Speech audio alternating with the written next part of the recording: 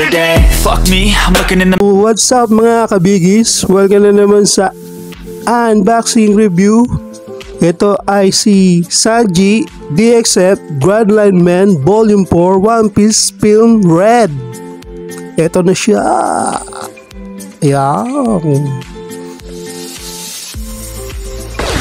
At syempre ang harap ng box,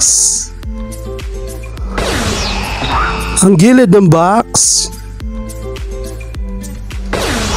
ang likod ng box. Ito na another gilid ng box, ang ilalim ng box, at syempre ang itaas ng box. At syempre pan-unbox na natin yan.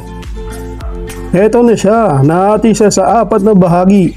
Ang kanyang head sculpt, yung kanyang body, yung accessories na espada, at ang kanyang base. At syempre, pag supot na natin si Sanji, dito na tayo sa kanyang full details. Ito muna ang kanyang base, syempre, important. Ayan, yung may mark na kung sino yung gumawa, at saka yung serial number. Ayan, yung serial number niya. Ayan, kitang-kita nyo naman. Ganda ng base. Kasi lang medyo malapad, no? Ang kanyang espada dito, para dito lang sa film na One Piece Red. Ayan. Ito, ayan, may peg dyan, no? Ayan. Ayan, simpleng espada lang naman. Walang ano. Pero maganda rin yung pink ng kulay. Diba? Gold jarred, magandang combination. Yun lang.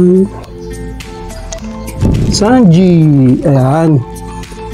Pansin nyo may cover na karton to kasi medyo sensitive daw tong part na to pag eto, kasi nandito yung cigarette nya, kasi ano, basta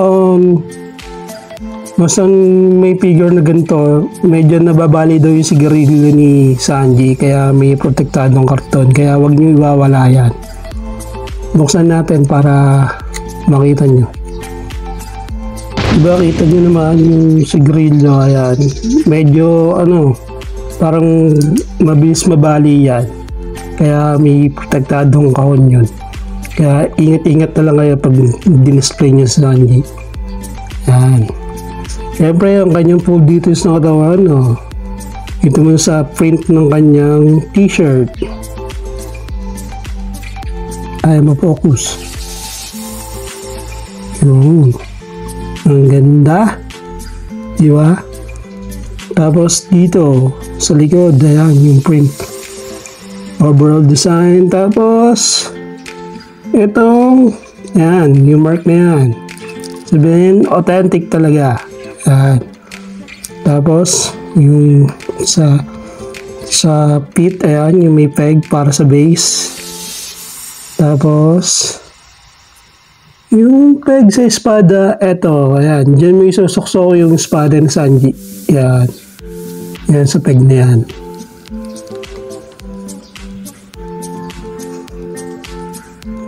Ganda ng details, no? Yan yung belt, to. Yan. Siyempre, pag natapos na natin siyang i-assemble, eto na ang kalabasan niya. Ayan. Ang ganda. Diba? Ang ganda ni Sanji, di ba? Yan. Nga pala, bago tayo magsukat, konting trivia muna. Alam niyo ba si Sanji, ang dapat na pangalan niya ay Naruto? Kasi lang, respeto na lang sa author ng Naruto, dahil sumikat yung Naruto, nagba siya nung author ng One Piece na baguhin na lang ang pangalan ni Sanji na gawing Sanji na imbis na Naruto. Yan. Salamat. Yun lang. Siyempre, magsusukot na tayo. Ito na ang mahiwagang Metro. Sukatin na natin si Sanji. Ang size ni Sanji ay 7.8 inches. At syempre pa, sa comparison natin siya kay DXF Gohan. Yan. Syempre kay Nesco Glitter and Glamour. Yan. Syempre kay Robin King McFarlane DC Series. Yan.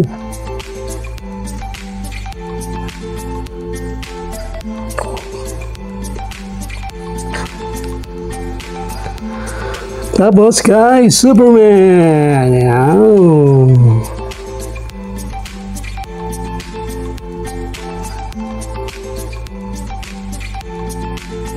Yun. My God.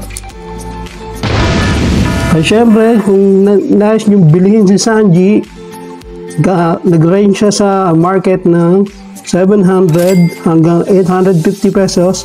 Again, depende sa seller na bibilan nyo. And there you go. There you have it. Ayan na si Sanji na DXF Grand Line Volume 4 na One Piece Film Red. Yan. Go ba sa inyo o no? Like and comment and subscribe para road to 100 subscribers na tayo mga kabigis. Yo! Paalam!